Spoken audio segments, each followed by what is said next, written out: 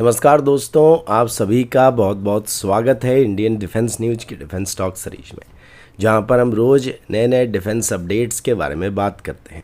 तो चलिए देर ना करते हुए आज की वीडियो शुरू करते हैं।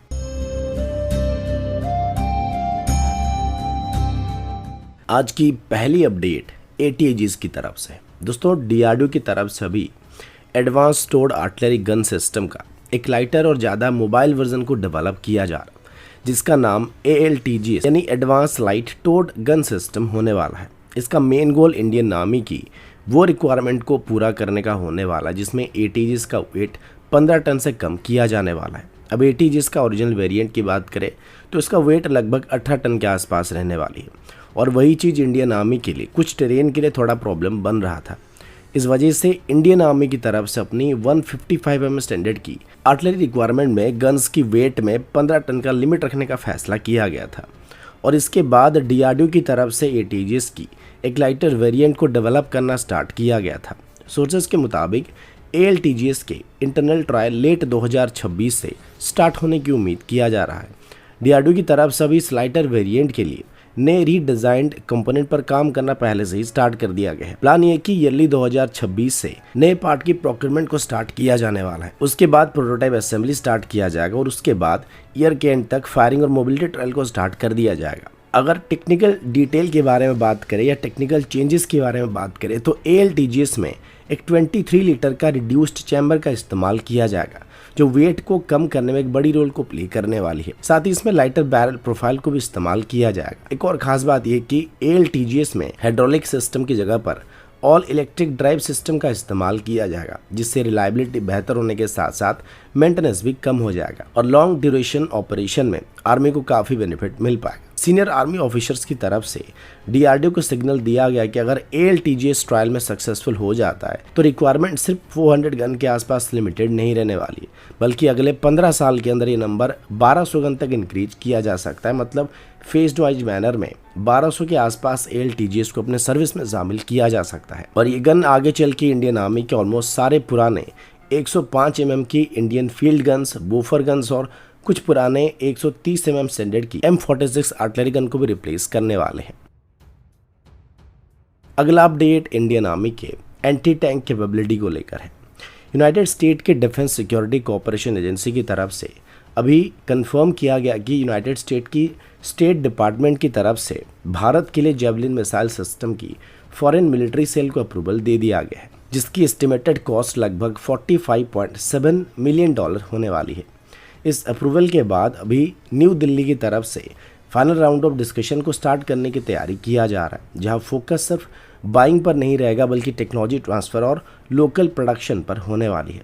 सोर्सेज के मुताबिक इंडियन आर्मी की तरफ से पहले ही एक फॉर्मल प्रपोजल को दिया गया था, जिसमें जेवलिन मिसाइल के को प्रोडक्शन का डिमांड रखा गया था। इंडियन आर्मी के लिए ये काफ़ी इंपॉर्टेंट होने वाला है, क्योंकि फ्यूचर बैटल फील्ड में एंटी टैंक थ्रेट काफ़ी रैपिडली इवॉल्व हो रहे हैं और सस्टेनमेंट के लिए इंडिजिनस मैन्युफैक्चरिंग ज़रूरी होने वाला है। इस डायरेक्शन में एक बड़ी प्रोग्रेस फरवरी में देखने को मिला था, जहां पर भारत डायनेमिक लिमिटेड की तरफ से जेवलिन मिसाइल की जॉइंट वेंचर के लिए एक एग्रीमेंट को साइन किया गया था। ये जॉइंट वेंचर लॉकहीड मार्टिन और इथियोन के साथ किया गया था। इस एग्रीमेंट के अंदर javelin anti tank guided missile को जॉइंट मैन्युफैक्चरिंग ऑप्शन के अंदर भारत में ही बनाया जाने वाला है, जिसके बाद इस डील के अंदर एक डोमेस्टिक प्रोडक्शन लाइन को भारत में क्रिएट किया जा सकता है, जो इंडियन आर्मी की स्पेसिफिक रिक्वायरमेंट के हिसाब से भी ट्रेलर होने वाला है। अगला अपडेट भारत के इंडिजिनस पिनाका रॉकेट सिस्टम को लेकर है। दोस्तों, पिनाका रॉकेट को लेकर एक बहुत ही इंटरेस्टिंग डेवलपमेंट अभी सामने आ रही है, क्योंकि रिपोर्ट्स के मुताबिक फ्रेंच आर्मी की तरफ से अभी भारत के Pinaka multi barrel rocket launcher system में सीरियस इंटरेस्ट को दिखाया जा रहा है। ये इंटरेस्ट खास तौर पर तब से और स्ट्रॉन्ग हुआ है जब DRDO की तरफ से अपने next generation Pinaka Mark 3 guided variant पर काम को काफ़ी फास्ट ट्रैक मोड में आगे बढ़ाने का फैसला कर दिया है, जिसका टारगेट रेंज 120 किलोमीटर से लेकर 130 किलोमीटर के बीच होने की उम्मीद किया जा रहा है। पिनाका सिस्टम को DRDO के ARD पुणे लैब की तरफ से डेवलप किया गया है और इसका एवोल्यूशन 1980 से चलता जा रहा है। अभी इंडियन आर्मी के सर्विस में जो गाइडेड पिनाका वेरिएंट मौजूद है, इनका रेंज 75 किलोमीटर से 90 किलोमीटर तक इंक्रीज हो चुका है और इसमें INS और GPS गाइडेंस सिस्टम का इस्तेमाल किया जा रहा है। और सर्कुलर एरर प्रोबेबिलिटी की बात करें तो ये 10 मीटर के आसपास अचीव किया गया है। मतलब अब पिनाका रॉकेट सिर्फ एक सैचुरेशन वेपन नहीं है बल्कि प्रिसिशन स्ट्राइक वेपन के तौर पर इस्तेमाल किए जा सकते हैं। अभी पिनाका मार्क 3 का main focus extended range propulsion system, improved guidance kit और एग्जिस्टिंग लॉन्चर के साथ कंपैटिबिलिटी होने वाली है। सोर्सेज के मुताबिक enhance motor advance navigation system के साथ इसका रेंज मिनिमम 120 किलोमीटर के आसपास होने वाला है और फ्यूचर में इसको 130 किलोमीटर के आसपास इंक्रीज करने का प्लान भी किया जा रहा है। ये वही कैपेबिलिटी गैप है जिसको अभी फ्रेंच आर्मी की तरफ से फिल करने की कोशिश किया जा रहा है। French brigadier general Stephen Richo की तरफ से ओपनली कंफर्म किया गया था पिनाका सिस्टम का एवोल्यूशन किया जा रहा है क्योंकि इसकी मोबाइल और rapid fire artillery capability French requirement से काफी मैच करता है।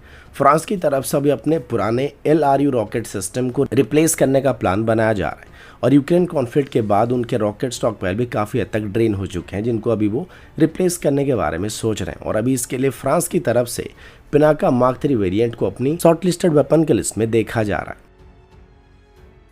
अगला अपडेट तेजस प्रोग्राम और इंडियन एयरफोर्स के फ्यूचर प्लानिंग को लेकर है। हाल ही में इंडियन एयरफोर्स के लिए 97 एडिशनल तेजस मार्क 1 फाइटर जेट को अप्रूवल मिलने के बाद लाइट कॉम्बैट एयरक्राफ्ट प्रोग्राम का टोटल ऑर्डर बुक 220 एयरक्राफ्ट के आसपास पहुंच चुका है। इसमें पहले के तेजस मार्क 1 और तेजस मार्क 1 कॉन्ट्रैक्ट भी शामिल है।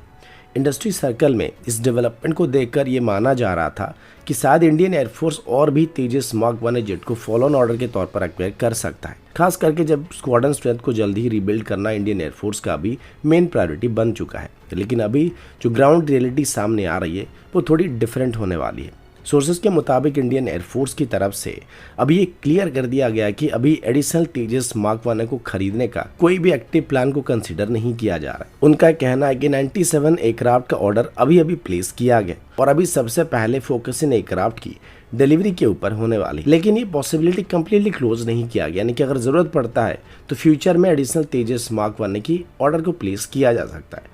लेकिन अभी इंडियन एयरफोर्स का मेन प्रायोरिटी तेजस मार्क 1 नहीं बल्कि तेजस मार्क 2 होने वाला है और तेजस मार्क 2 जो साइज में, रेंज में और पेलोड के मामले में तेजस मार्क 1 से काफ़ी ज़्यादा स्टेबल होने वाला और कैपेबल होने वाला है, उसका फर्स्ट फ्लाइट 2027 के आसपास होने की उम्मीद किया जा रहा है।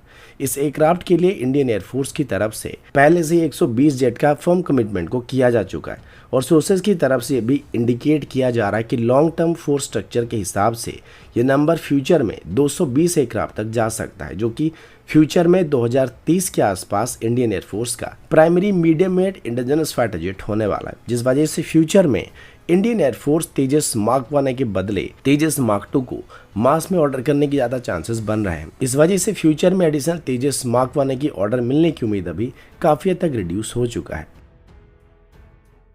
अगला अपडेट एक बहुत ही इंपॉर्टेंट इंडिजिनस एविएशन डेवलपमेंट को लेकर है, जो इंडियन आर्म फोर्सेस की हाई एल्टीट्यूड ऑपरेशन और लॉजिस्टिक कैपेबिलिटी को नेक्स्ट लेवल पर ले जाने वाला है। Indian defence startup Sagar defence and engineering की तरफ से अभी एक नया प्लेटफॉर्म को शोकेस किया गया जिसका नाम SDE वरुणा होने वाला है। ये एक dual use tactical aerial vehicle है जो स्पेशली हाई एल्टीट्यूड एनवायरनमेंट के लिए डिज़ाइन किया गया है। इस प्रोजेक्ट को IDEX डियोर अदिति चैलेंज के अंदर डेवलप किया गया और इसे भारत के टैक्टिकल एविएशन इकोसिस्टम के लिए एक मेजर स्टेप माना जा रहा है। सबसे पहली खास बात यह कि वरुणा HA भारत का पहला 2-मैन टैक्टिकल एरियल व्हीकल होने वाला है जो हाई एल्टीट्यूड ऑपरेशन के लिए ऑप्टिमाइज किया गया है। मतलब माउंटेन एरिया हो, फॉरवर्ड पोस्ट हो या फिर रिमोट रीजन हो जहां पर कन्वेंशनल हेलीकॉप्टर या एयरक्राफ्ट ऑपरेट नहीं कर सकते हैं, वहां पर ये प्लेटफॉर्म एक गेम चेंजर साबित हो सकता है। इसमें मैन्ड ऑपरेशन और एडवांस ऑटोनॉमी सिस्टम दोनों को कंबाइन किया गया, जिस वजह से ये लॉजिस्टिक, सर्वेलेंस और रैपिड मोबिलिटी जैसे रोल में काफ़ी इफेक्टिव साबित होने वाला है।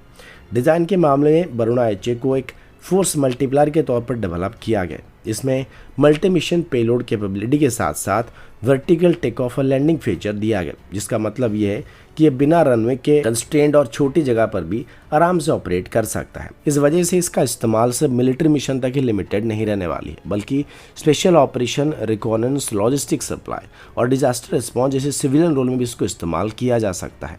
इस प्लेटफॉर्म का सबसे एडवांस और फ्यूचरिस्टिक पार्ट जेनेसिस टेक्नोलॉजी होने वाली, जो कि सागर डिफेंस की तरफ से डेवलप किया गया patented self learning and command control system या AI सिस्टम है। ये सिस्टम वरुणा HA को fully autonomously take off, flight और लैंडिंग करने की कैपेबिलिटी प्रोवाइड करता है। खास बात यह कि एयरक्राफ्ट मूविंग प्लेटफॉर्म से भी आराम से ऑपरेट कर सकता है, जिस वजह से इसको शिप से या किसी व्हीकल से ऑपरेट किया जा सकता है, जो अजाइल लॉजिस्टिक और रैपिड डिप्लॉयमेंट सिनेरियो में एक बहुत ही हैंडी ऑप्शन होने की उम्मीद किया जा रहा है। तो दोस्तों अभी के लिए इतना ही, मिलता हूँ आपसे अगले वीडियो में, तब तक के लिए जय हिंद, वंदे मातरम।